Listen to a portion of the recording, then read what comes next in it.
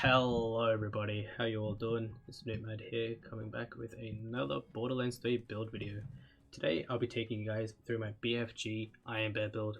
That's right, it's an Iron Bear build, not a Moze build. As I'm sure everyone is aware, Iron Bear is just an absolute god, and if you saw my previous video just quickly comparing damage of Iron Bear now before and Iron Bear before release, the difference is night and day, and it's just absolutely ridiculous. So yeah, this BFG Iron Bear build I've made is just fully designed for maximum Iron Bear damage and uptime, and in my opinion it's probably the most optimized Iron Bear setup you will get as far as versatility and damage potential can go. Obviously there are some slight tweaks you can make to make it more optimal for specific pieces of content, but if I was to recommend you guys a single Iron Bear build that can do everything to a very high potential, then this build would be it.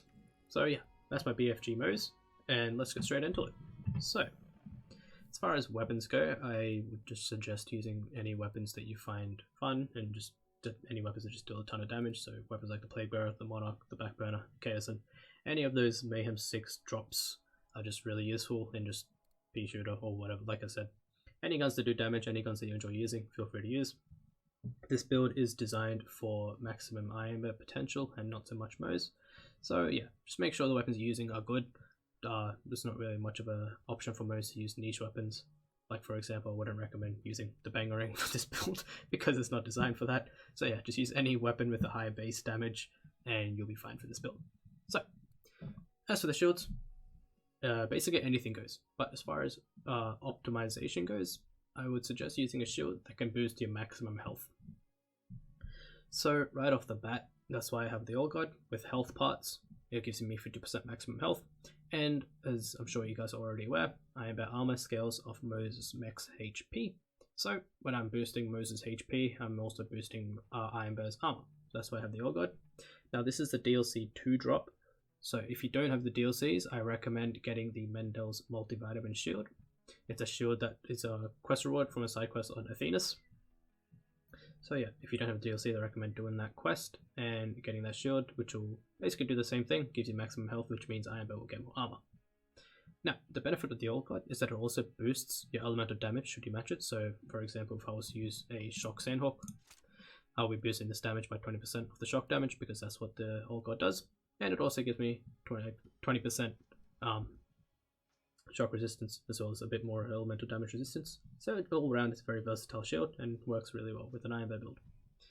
The anoint doesn't matter, however there is the 75% increased shields and HP anoint that you can use. Basically if you do want to make use of that anoint, you would summon Iron Bear, jump out, and then summon Iron Bear again.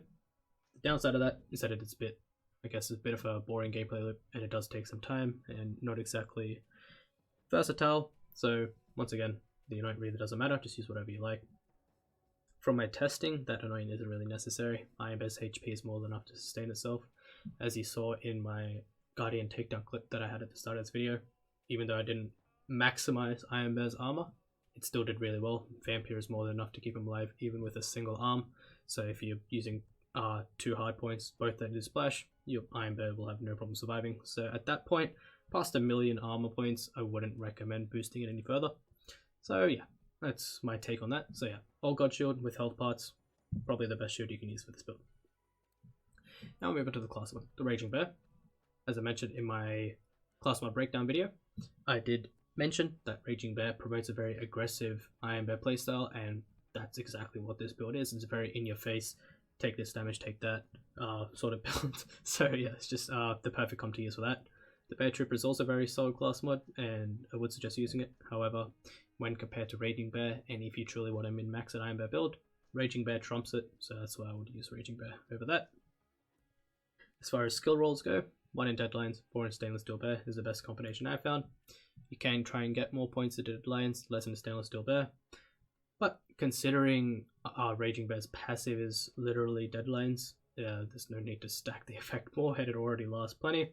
And even in between fights, you'll get Iron Bear back very quickly, so you're not really going to notice the increase or decrease fuel usage efficiency. So yeah, 1 in Deadlines, 4 in Stainless Steel Bear is probably the most optimal skill setup or skills you can have on the Raging Bear class mod. As far as the substats go, anything that realistically boosts Iron Bear, so splash damage, cooldown rate, The new action skill damage stat roll can also be used. However, like I mentioned before, this build isn't fully optimized for Moze, so in this build I do try and squeeze in some buffs to Moze herself, just so she doesn't feel as squishy or as weak, and that she can also hold her own if Iron Bear got destroyed immediately by something. So yeah, that's why my rolls are this.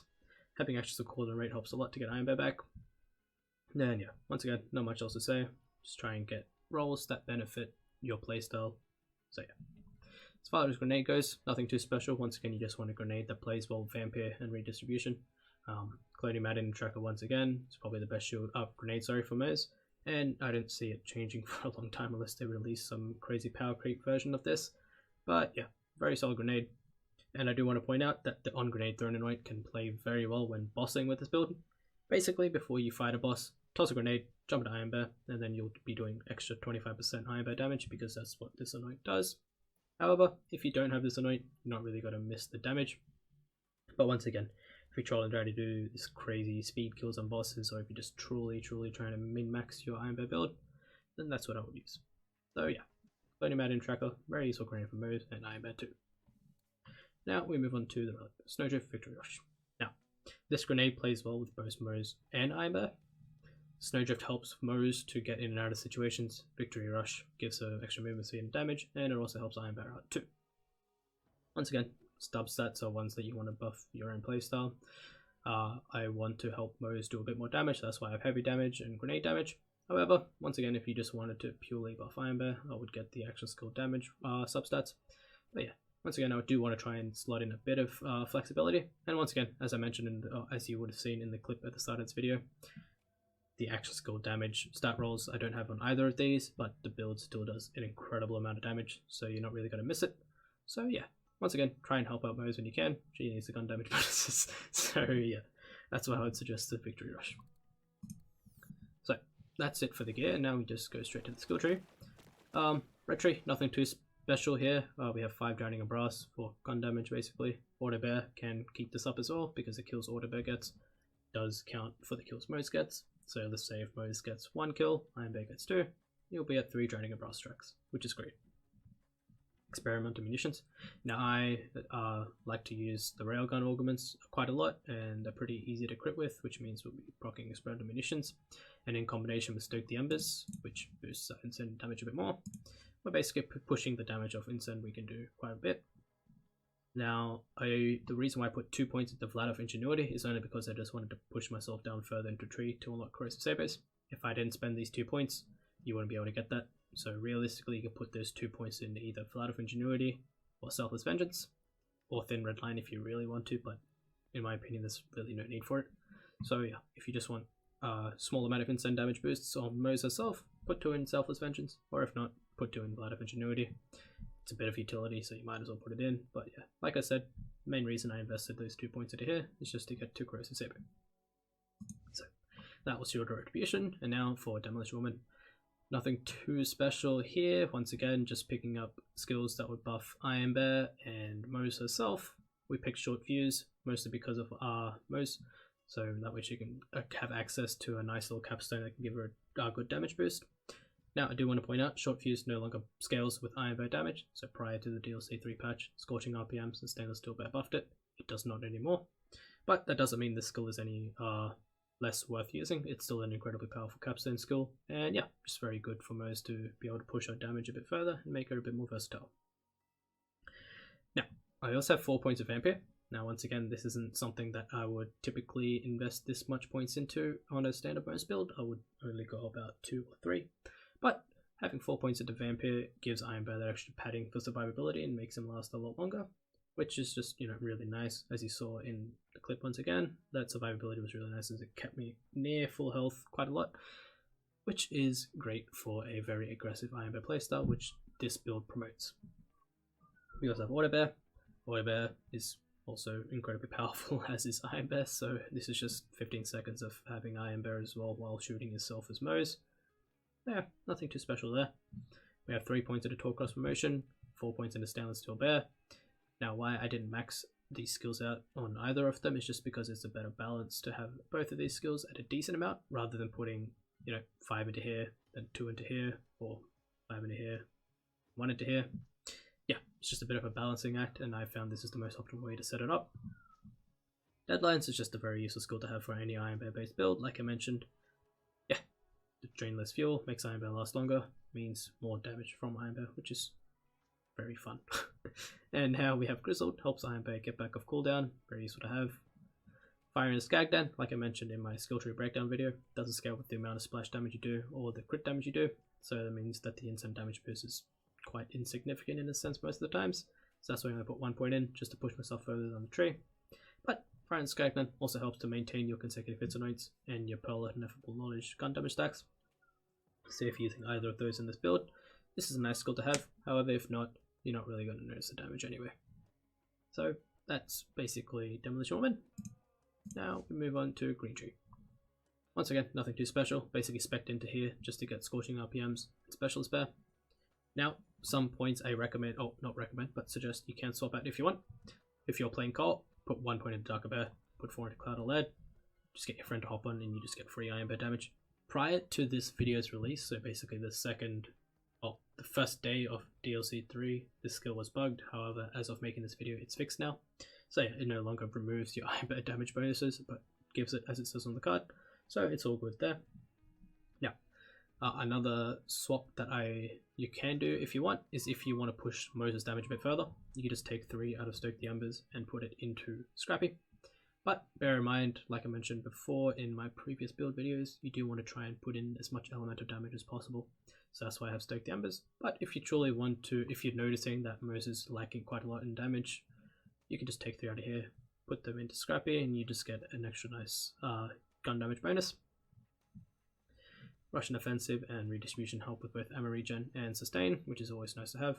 But yeah, that's it for the skills. And now another thing I want to point out is the way I spec into these trees is mostly because I can give myself access to each of Iron Bear's best hard points. So like I mentioned, I put 2 points in here just so I can get this, Corrosive Sabres. If I didn't, I wouldn't have got that, and I would have been losing out on a lot of damage potential. So the way this skill tree is set out is so you guys can pick whatever hard points you want that can do a lot of damage. So for example, if you want to use Exploding Bullets on this build, you can, because you have it unlocked. If you want to use Vanquisher Pods, if you want to use Nukes, if you want to use Target Softening, they're all unlocked. Same for Red Tree.